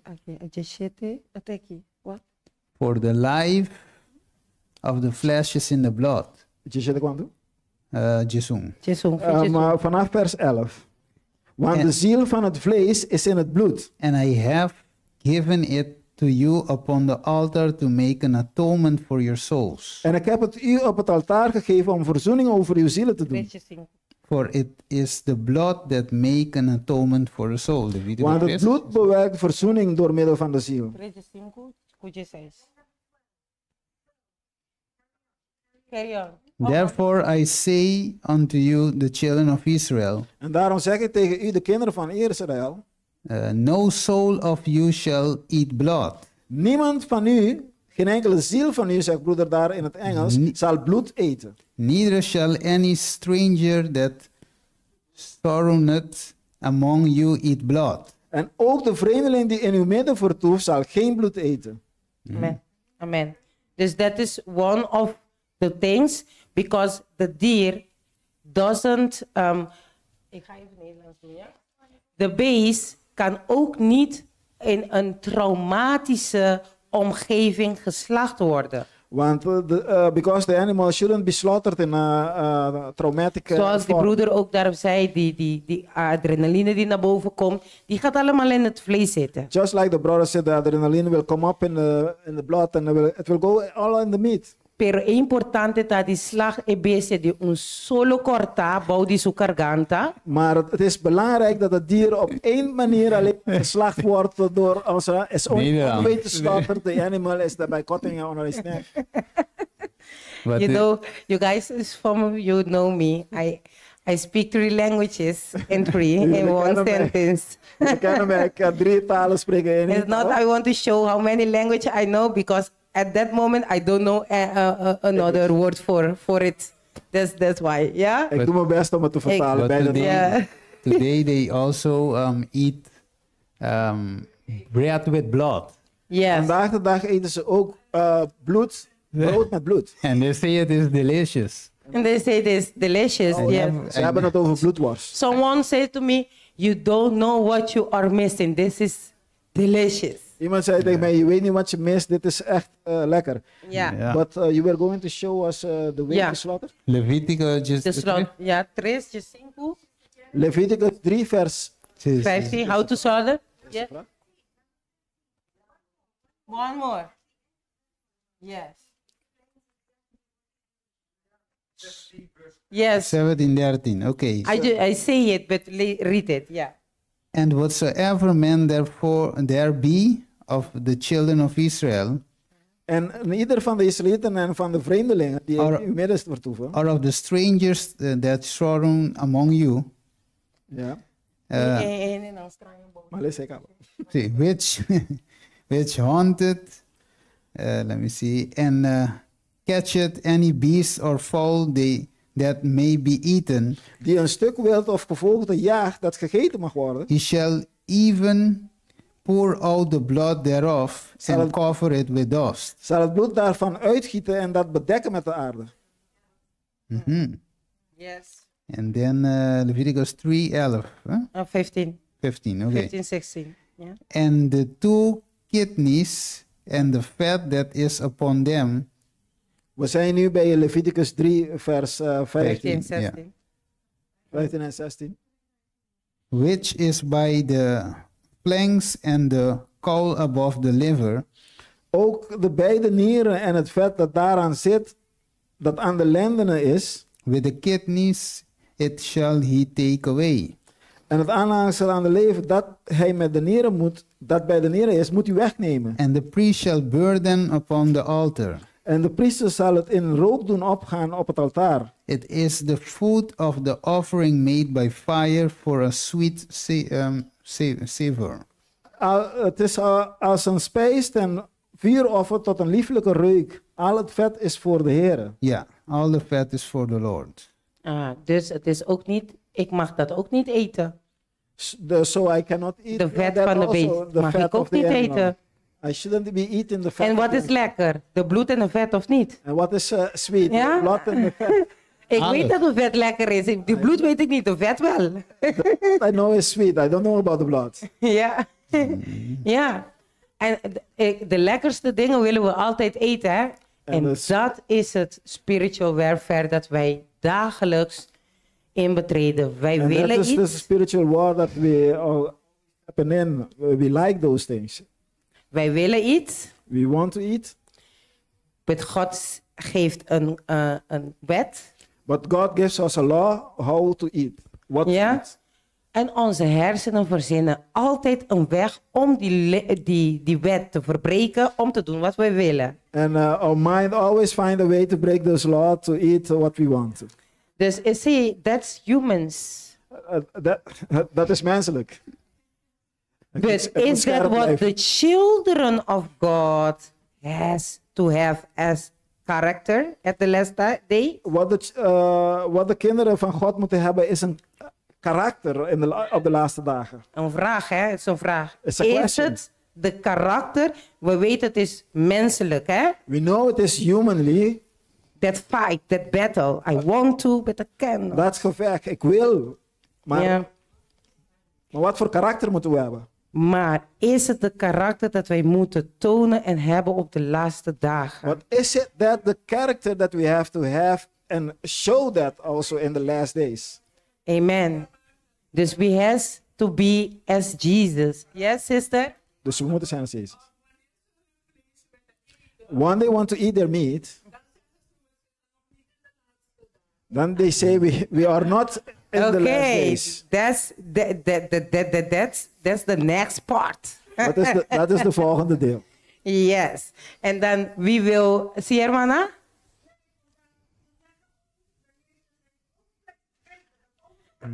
They also come to tell you that Jesus also eats meat. Ik ga de Bijbelteksten daarover geven, maar ik ga daar niet op in. Ja, maar anders kom ik niet op mijn... I will give you the Bible. Oké. E punto ta ki e carne cu Dios aqui come eno. De punt is, de vlees dat Jezus of God daar heeft gegeten. Yes. Alsjeblieft. Oké. Ik ga het zeggen zoals mijn zuster zegt. We zitten in Nederland, jullie moeten Nederlands spreken. Oké, ik ga Nederlands spreken. Amen. Ik doe mijn best, zusters. Ik doe echt mijn best hier daarin.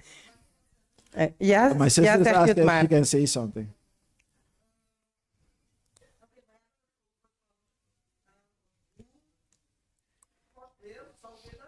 We are speaking about how God wants us to eat.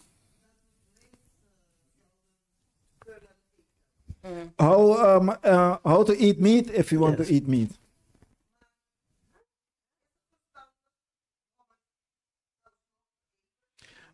But the question is it a sound to eat meat now? Waarom vraag ik het? Why am I asking that? Omdat, ze manipuleren van alles tegenwoordig. Because they Weet manipulate everything nowadays. So is it understandable? Is it wise to eat meat in these last En days? daarnaast heb ik nog wat. En And I still deze have is something. nog belangrijker. And this is more important. Nee, maar we zitten in een tijd dat we eigenlijk aan het voorbereiden moeten zijn. We are finding ourselves in a time that we Ik should weet al be waar zuster preparing. naartoe gaat. Ja, I Top think I 10. know where the sister wants to go. om met Jezus naar de Naar de hemel te gaan. Om Ja. met Jezus naar de hemel te gaan. Hebben we vlees in de hemel? Do Dat we is have een meat? goede punt. Do we have meat in heaven? That's a good point. Ja, dus Er is een ja. ja, Zeg- ik bedoel, Ja. waarom zou ik dan vlees alsnog? Het is wel lekker trouwens. We Maar ik heard bedoel, them say sorry. yes, but they mean Maar het is niet no. de bedoeling. Het is Nee. niet de bedoeling Het is om dat not- te blijven doen. It's Yeah. not the idea. It was never the idea to keep eating meat, Nee, sister is helemaal saying. niet. En wat zegt de En gel- zuster? Ja, het is en een geloof mij spiritual maar. battle. De zuster heeft het is wel lekker, hè? Maar nee, we moeten het niet. Ja, Nee, maar we moeten eerlijk zijn. we moeten eerlijk zijn. Het is een Omdat battle. ik heb het elke Oké. dag nog steeds. May I Ik ben translate? eerlijk. Ik eet nog steeds een beetje kip. Ja, Een beetje. Maar nee, Beetje. echt een beetje, omdat ik eet het niet elke dag of Ja, wat dan ook. ja. Maar dat wil ik ook niet. Okay, Meer doen. thank you, sister. I'm going to translate, otherwise it gets too long for me. Sorry, hoor. Sister is saying, we want to go to heaven, and Jesus. We know people are saying Jesus also eat meat, but that doesn't mean that we have to keep eating meat while it isn't necessary. She says, are we going to find meat in heaven? No. She says, I know meat is very sweet. I'm also eating a little bit of chicken nowadays, but we shouldn't be eating meat. That's what it comes to the point. yes. Sister Ria. Yes, zuster Ria? En dan ging je voor haar de kans om het af te maken. Ik ben niet eens begonnen met mijn PowerPoint. Kan je nagaan, hè? Ja. Ja. Misschien inderdaad, een hele goeie. Sister zegt, misschien kunnen we de vragen achteraf doen. Dan kan Sister Jennifer haar punt naar voren brengen. Afmaken? Ja. Hey, ik wil alleen maar even 5 minuten Alsjeblieft, de besteden aan microfoon wel dat uitzetten. punt van Jezus heeft ook vlees gegeten. Hoe kan jij als christen dit argument verdedigen. Okay. Yeah. I just want to say something about that. When they say Jesus also ate meat, just to tell you how you can defend that point. Lucas, if you look at Lucas 24, 40 till 43, Als je naar Lucas 24 gaat en you will read it there. Lucas 24, we zullen het daar lezen. Lucas 24, vers. You be 40. Lucas 24, vers 14.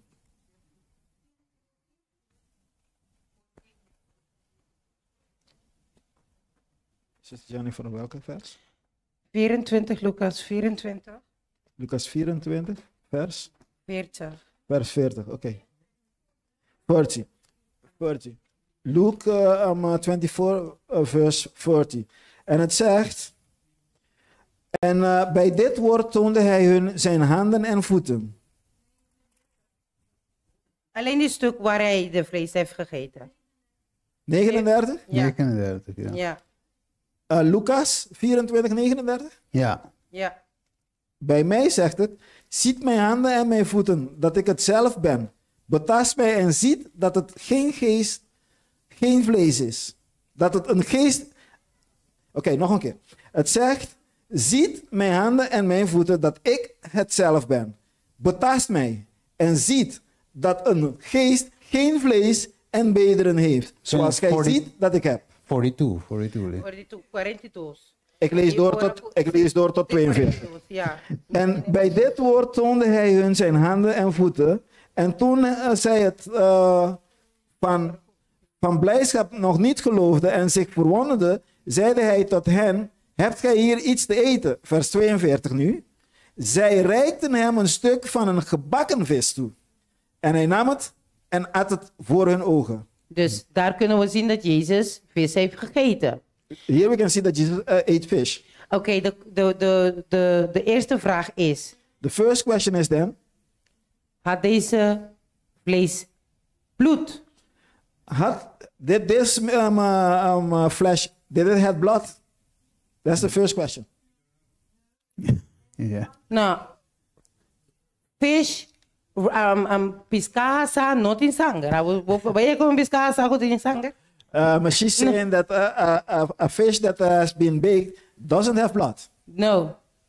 Yeah, and it is fish. He eat fish. Hij at vis.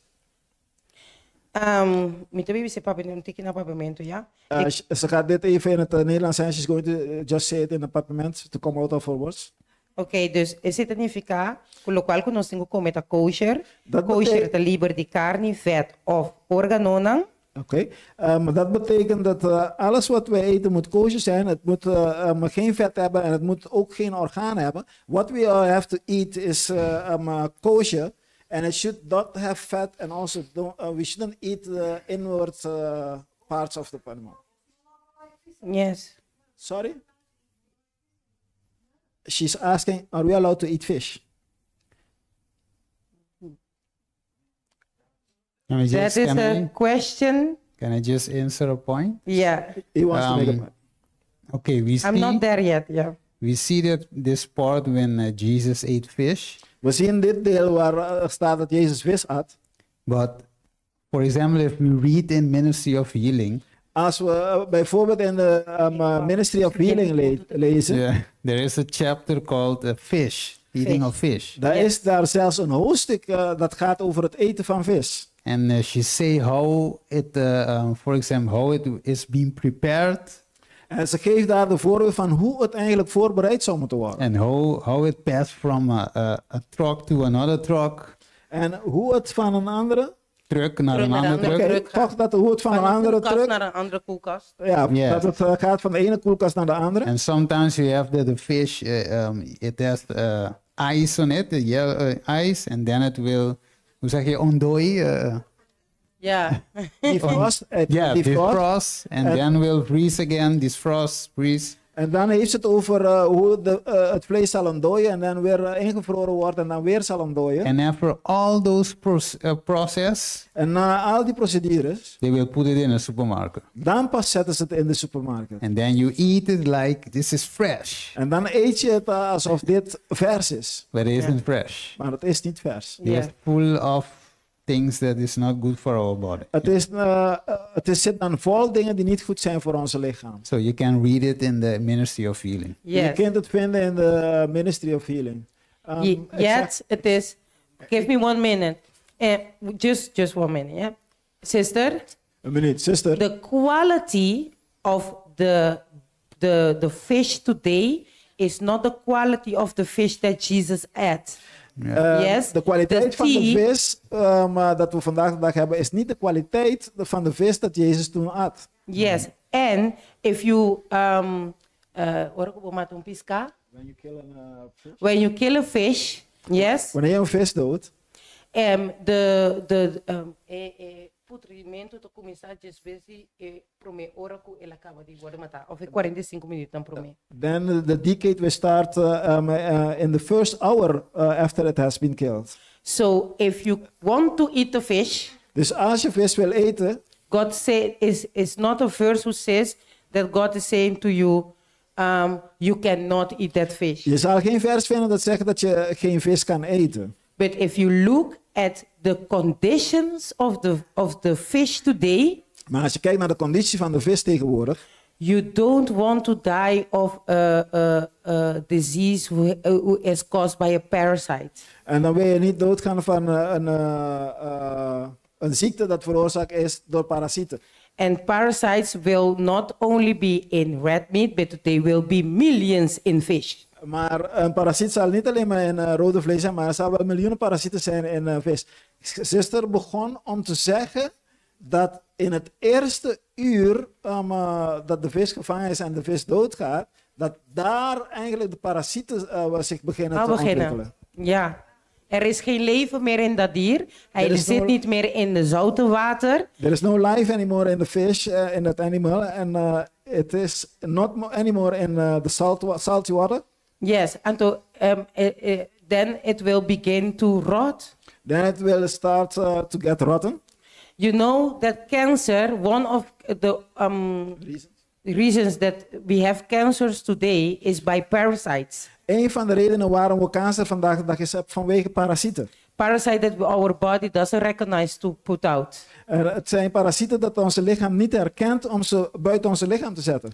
So if a few years ago Jesus ate fish, Dus als hem in de tijd van Jezus vis at, and at that time they will fish, at the same day they will eat it. en in die tijd aten ze de vis op dezelfde dag dat ze hadden gevangen. It's nothing like now. Het is niet zoals nu.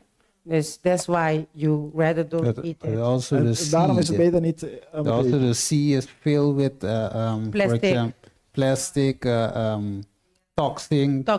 toxins. So Mercury. it's Mercury. not. Yes, and yeah. So, Radioactieve. Vandaag de dag is de zee gevuld met een hoop troep. Ja, zo- toxines, en- plastic, je noemt het maar op. and the fish swallow everything up, and you will eat it.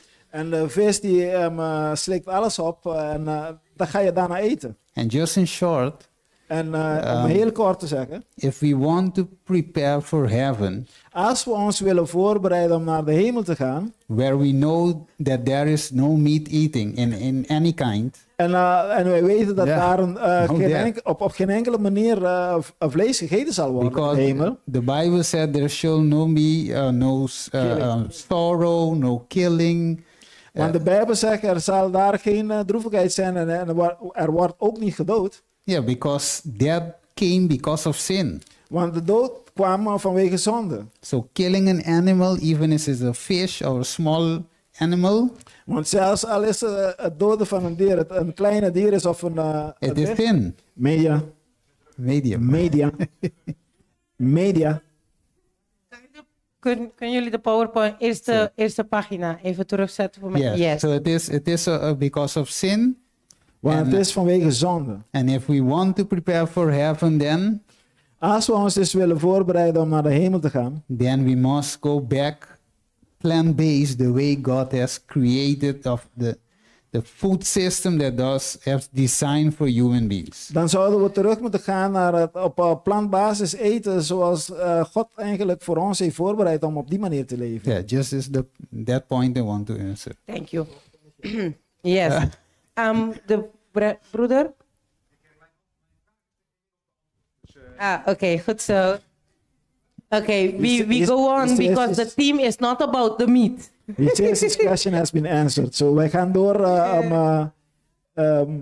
We gaan door. Want mijn presentatie was niet over de vlees. Okay. Yes, a question. Yes.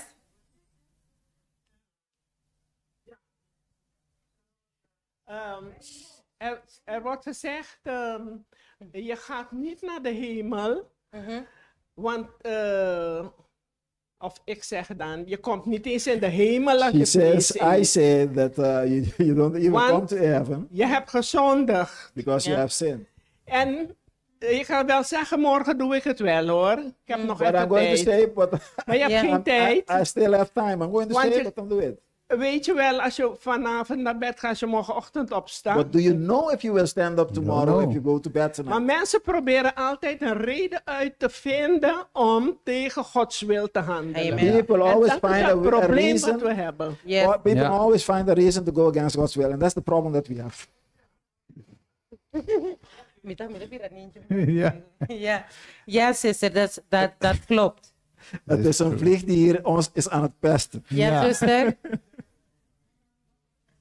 One more question. Yes. Nog een vraag.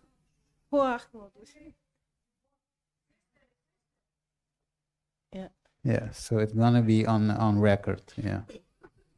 Zodat het ook opgenomen wordt.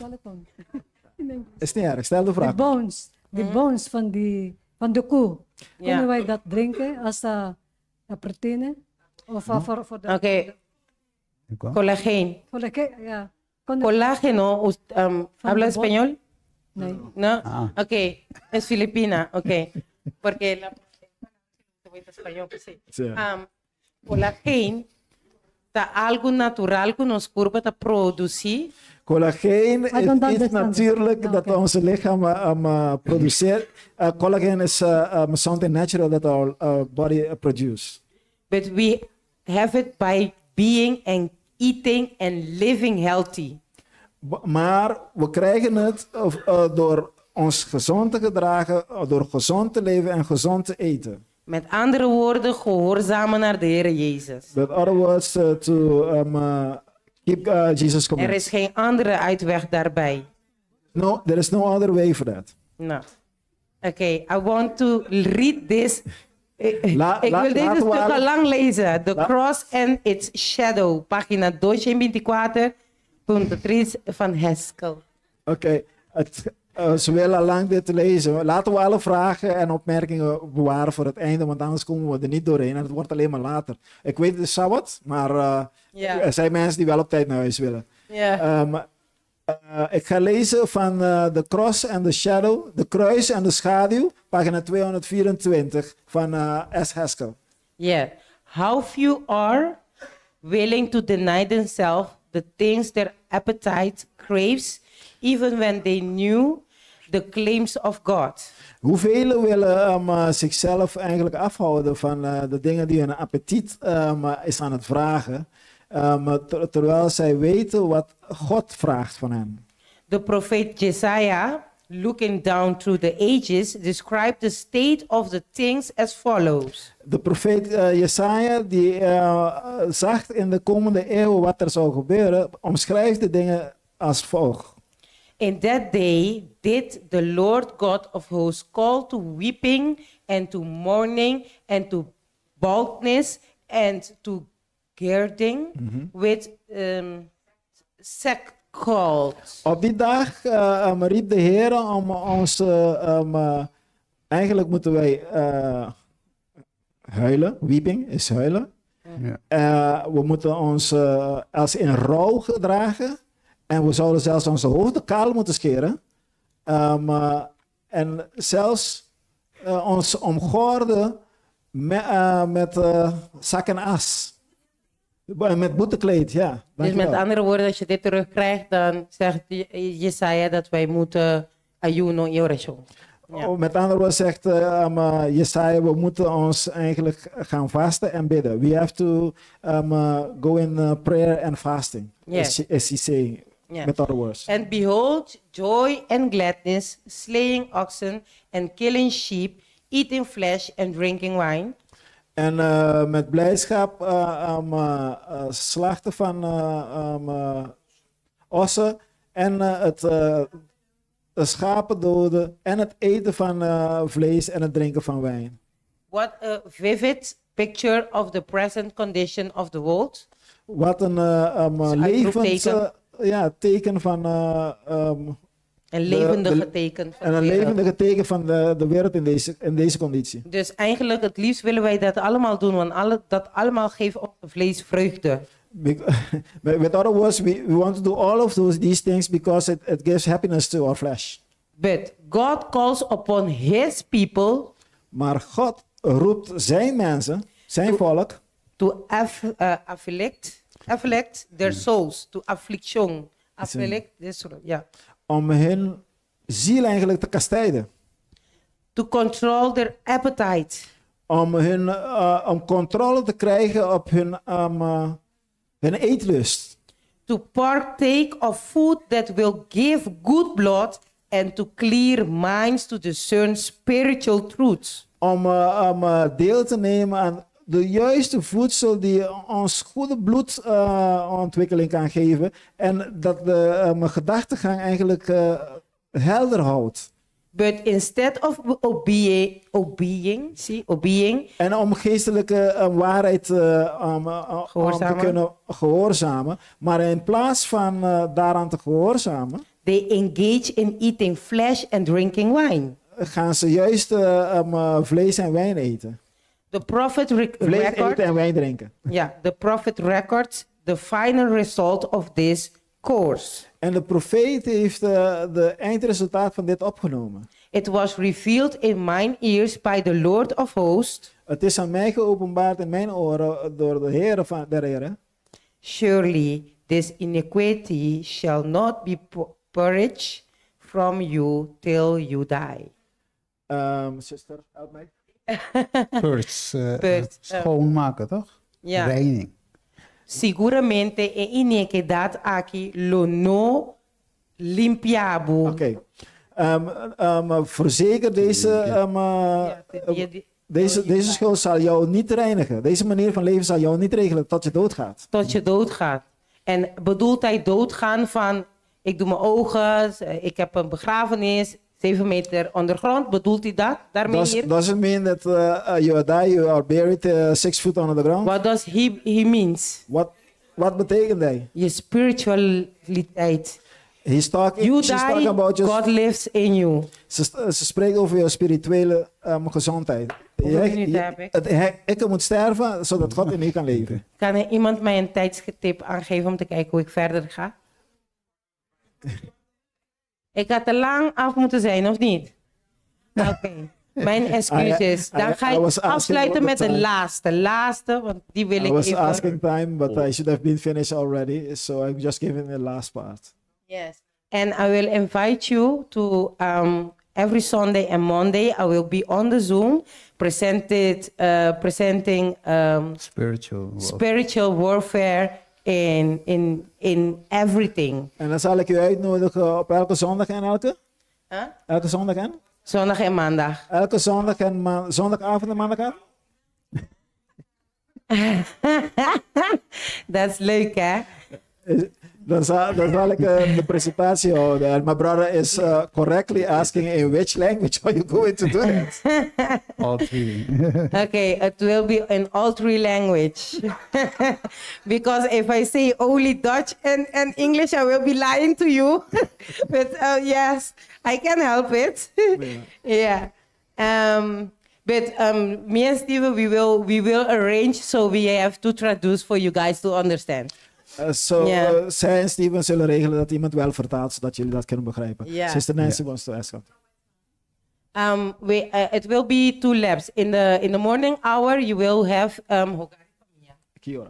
11 till have 13:30. Van 11 uur tot 1:30 zal het gaan over het gezin en en de familie. Dus spiritual welfare binnen het gezin, huwelijk, kinderen, etc. Yes, I will share it in your group. Yeah. And at night, in de nacht, at the night, maandag, we will be focusing on the spiritual. Zondag. Oké, dus zondagochtend 11 uur tot 1:30 en dan zondagavond 8 uur? Ja, dus in de avond van 8 uur tot 9:30 hebben wij dan. From 8 till past 9, 9:30? Yes, dan willen wij even focussen op het spiritual warfare between us in our minds. And then we will put the focus on the spiritual warfare between ourselves and between our minds. We will, through this month of September, we will also have the Great Controversy book presented by Stephen, and the spiritual warfare is under my presentation, but I will have guest speakers. Through dus it. Dan zullen we ook het hebben over de grote strijd in deze maand van september. En het geestelijke strijd zal onder mijn hoede zijn, maar er zal ook gastsprekers hebben. Yes. There's the last one I want to. This is from Sister. The prophet, it came from the book 7. Testimony for the Churches, volume 7, page 135.1. Voor Sister Daisy. Wat ik heb is uit het boek der getuigenis, de 7e deel. Ja. En hoofdstuk 7. Ja. Nee, 7e deel. 7e deel, pagina 135.1. Ja. En page 135.1. Yeah. Okay, it is in papiamento, dus I will, brother, can you, okay? She's going to read it in papiamento and I'm going to translate. Okay, laga e reforma di dieta progressivo. Laat de reform van de dieet, laat het progressief zijn. Let the reform of the diet be progressive. Laga e pueblo wordo sinha para preparar comida sem uso de leite of manteca. Laat het volk leren hoe ze eten kunnen voorbereiden zonder gebruik te maken van melk en boter. Let the people know how to prepare food without using milk and butter. Yeah. Bisananku e tempo ta llega pronto. Kulonotin milwo no te mire letter na. Seguridade. Let the people be taught how to prepare food without the use of milk and butter, and tell them that the time will soon come when there will be no safety in using eggs, milk, cream, or butter because of disease in animals and increasing in proportion to increase of wickedness among men. Dus vertel het volk dat de tijd komt dat ze eigenlijk niet meer ei, melk, boter, al die dingen kunnen gebruiken vanwege de ziekte van dieren die zich meer en meer zal vermenigvuldigen in al deze dingen. Ja. Wat slecht is eigenlijk voor de mens. Melk, ja, eigenlijk alles wat van dieren afkomt. Van hoofd tot teen. Van binnen tot buiten. Ten eerste, broeders en zusters, als je eigenlijk de Holy Spirit in werkelijkheid heb je in je hart, het zou je echt pijn doen om zo'n dier dood te maken om te eten. To tell you the truth, if you have the Holy Spirit in your body and mind, it will hurt you to kill an animal. Yes, because when Adam killed that animal, he cried. Want toen Adam dat dier moest slachten, heeft hij gehuild vanwege zijn zonde. He cried by killing that animal. Dus it will be, yes. If we are children who are really repented by God. Als we echt kinderen zijn die bekeerd zijn voor God. We cannot have the heart to kill another thing that God has Another Created. Created, yes. Ja. Dan zouden we niet... Sorry voor mijn English. Excuse my Spanglish. Dan zouden we niet een andere dier willen doden. Dus, and when we go to heaven, like the sister say, we cannot eat meat. God will not, and sin cannot live in the new heaven. Dus you cannot enter. It is something you really has to think about it. Het is iets dat je echt over moet denken, want het gaat gelijk. Wanneer we naar de hemel gaan, zullen we geen vlees eten daar. Want zonde kan niet komen waar God is. Want waarom is de eerste dier gedood? Wat was de reden? What was the reason to kill the first animal? Sin. Because of sin, indeed. Ja, dus als wij naar de hemel gaan, is er geen zonde meer. When we go to heaven, there will be no sin anymore. Dus no matamento di bestia tampoco. Dan is er ook het doden van dieren niet. Then there will also not be killing of animal. Yes, but that Close it. online we will lomibai na kabele online anto. With this, I will finish it online. You can check tomorrow night. Je kan morgenavond naar mij kijken op Zoom. Dan zal ik het daar afronden. But the last thing I want to say to you guys in this evening is... Het laatste wat ik tegen u wil zeggen vanmiddag, broers en zusters. We are called to do something great. Wij zijn geroepen om iets groots te doen. We have to be apart. The light, we are the light of the world. We moeten ons apart zetten. We zijn het licht van de wereld. And why? Because we have a message that people need to know. Want wij hebben een boodschap wat mensen moeten weten. Dat is de reden. People are dying. Mensen zijn aan het sterven. They are suffering. Zij zijn aan het lijden. Because we are not doing our job well. Omdat wij onze taak niet goed zijn aan het vervullen. We are quickly to fight what God says. We zijn snel om tegen God, wat God gezegd heeft, in te gaan. We are quickly to judge each other. We zijn snel om anderen te beoordelen. But we never sit still and ask what God wants us to do. What need I have to do for the coming of the Lord? So I can be blessed with that rain, and that the Holy Spirit can live in that temple that God has created. We zijn snel om te oordelen en we staan niet stil om te vragen van wat ik moet doen zodat Jezus spoedig terug kan komen. We kijken niet hoe deze tempel rein moet zijn. Yes. And that's my last thing for you guys. Dat is het laatste wat ik te zeggen had. Yes. Broers en zusters, we danken broeder. Ga je bidden? Ja, hij mag eindigen met gebed. Is er nog een mogelijkheid voor een opmerking te plaatsen? Oh ja, natuurlijk, broeder. Een vraag. Dit maar.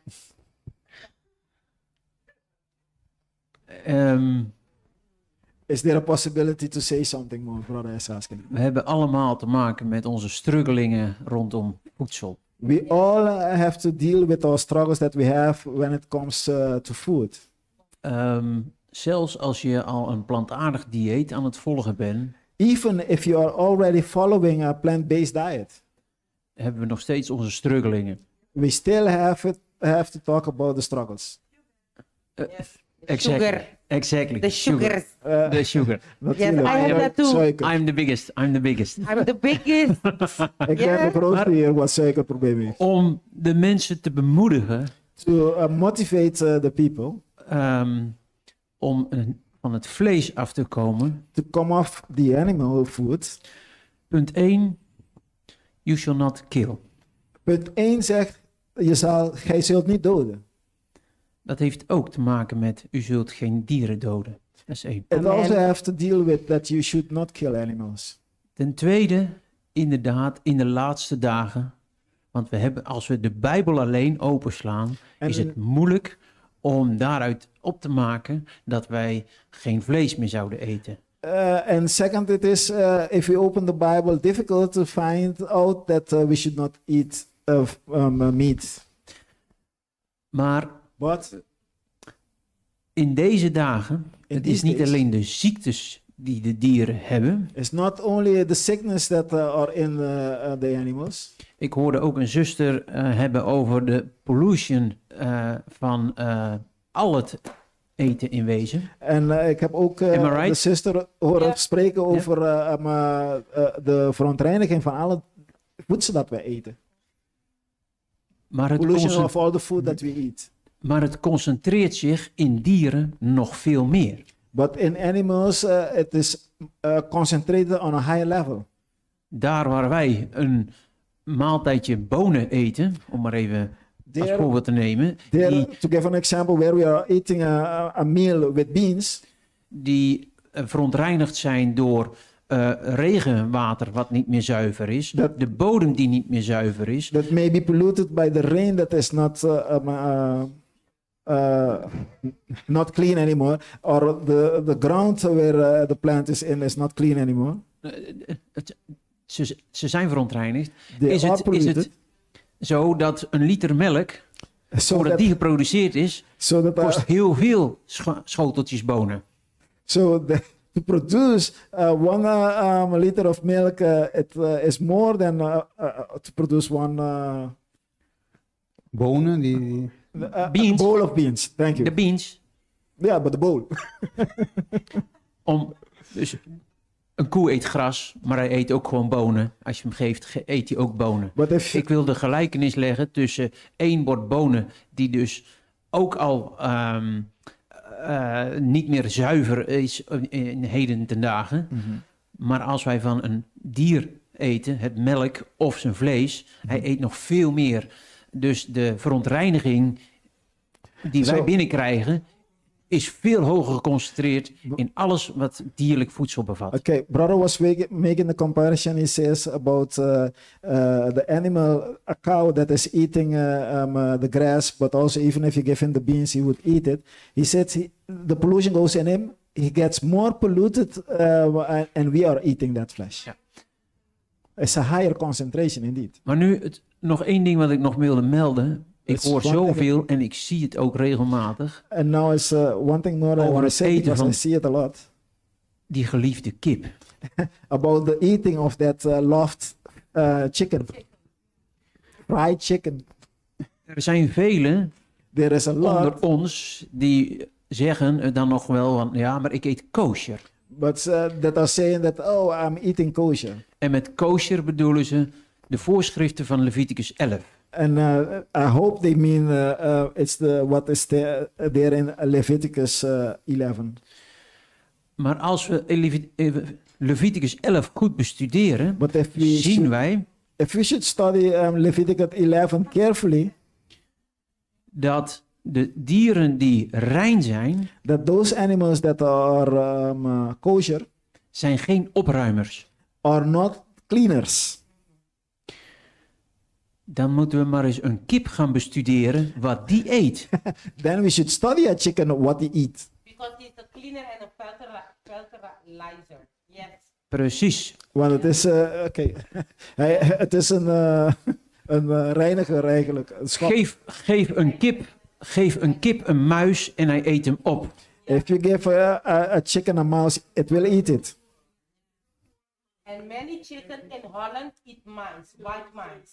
Yep. Mouse, yes. That's the meat you eat. They eat mice, but they eat mouse too. Yeah? Ze eten mais, maar ze eten ook muizen. Juist. En wormen. Daarom, bij deze, kip is sowieso niet kosher. Nee. Wij denken dat omdat het gevogeld is, maar een ooievaar is ook gevoogd en is niet kosher. Yeah. Een kip is absoluut niet kosher. Chicken is Je not wil een kip kosher. eten of zo, broeder? Oh. Man, did you spoil it for me? Can I just answer just a point? You see also how the enemy has lied to many of us. Je kan zien hoe de vijand aan velen van ons gelogen heeft. Because even if we left the chicken or beef or all those things, Want zelfs als zouden we de kip en de beef aan de kant laten. he said, let us make something like the chicken. Want hij heeft gezegd, laten we iets maken dat lijkt op de kip. Yeah, so then comes in the vegetable meats. Daar komen dan de vegetarische vlees. which also is in something with to hold it all those days in that can or En die heeft ook conserveermiddelen. So yes, and if you learn about that, als je daarover leest, many people said it is better to eat chicken than to eat that. Er zeggen vele mensen beter de echte vlees te eten dan dat die vleesnamakers. So it is not healthy. Dus zelfs dat is ook niet gezond. And many, yes, it's worse. And many things, let we eat that. Because that is the food for Seventh-day Adventists. Want velen zeggen laten we dat eten, want dat is de voedsel voor Seventh-day Adventists. Yes, but I'm finished. People say that. I didn't say that. Broeders en zusters, we danken broeder Steven en zuster Jennifer voor de middaggedeelte. Ik ben blij dat ze ons waarschuwen hoe wij als Gods Remnant Church, als Gods laatste kerk, overblijfsel ons zouden moeten gedragen, ons levensstijl zouden moeten aanpassen. Dank jullie allemaal voor het aanvullen van wat Jennifer heeft geprobeerd om ons te presenteren. God heeft het in een andere weg geleid. God, and I'll thank them, brothers and sisters, that they have been here to show us how to prepare ourselves as the Remnant Church. And indeed, just Jennifer tried to tell us what she wanted to, but God let it go in another way. Yeah. But I hope that brought understanding to all of us. Ik hoop dat wat ze naar voren hebben gebracht, dat ons begrip heeft vergroot als Gods laatste kinderen. Hopelijk. Laten we opstaan. Waar we kunnen opstaan.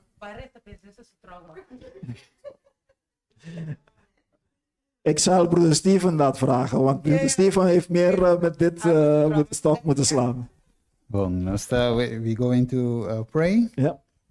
Okay, Father in heaven, we thank you for this afternoon study. Vader in de hemel, we danken u voor deze middagstudie. So we have studied your word and also a part of the health message. We hebben uw woord bestudeerd en een deel van de gezondheidsboodschap. And when it becomes to eating and drinking, en wanneer het erop aankomt over eten en drinken, we all have that struggle in that part. We hebben allemaal met dat deel te worstelen. So we need your power to overcome this habit. We hebben uw macht nodig om dit te overkomen, deze gewoonte. Because on our own power we cannot make it. Uit eigen kracht zullen we dat niet kunnen winnen. But we have today an example that is Jesus Christ. Maar we hebben vandaag de dag een voorbeeld en dat is Jezus Christus. He overcame appetite in the wilderness. Die het eetlust overwonnen heeft in de wildernis. And we ask you, Father, in the name of Jesus. En wij vragen u, Vader, in de naam van Jezus. That you can give all of us the victory over appetite. Dat u aan ons allen de overwinning kan geven over eetlust. So we also can receive the latter rain. Zodat wij ook de late regen mogen ontvangen. We ask you and thank you in the name of Jesus Christ. Amen. We vragen u en danken u in de naam van Jezus Christus. Amen. Broeders en zusters, wel thuis. Het was een genoegen om met mijn broeders en zusters hier te zijn. En vergeet niet dat volgende week broeder komt met deel 2 van wat hij vandaag heeft voorgedragen aan ons allen. So brothers and sisters, thank you all. It was a pleasure to have you as my brothers and sisters here close by and not online. To see you, embrace you, laugh with you, eat with you, enjoy the Sabbath with you. So don't forget that next week brother is bringing his part 2 of his message. Yes? Yeah? Ze vragen of het in de ochtend en in de middag is. Yes, it's also going to be morning and afternoon, so you can prepare. Otherwise, you can follow it online.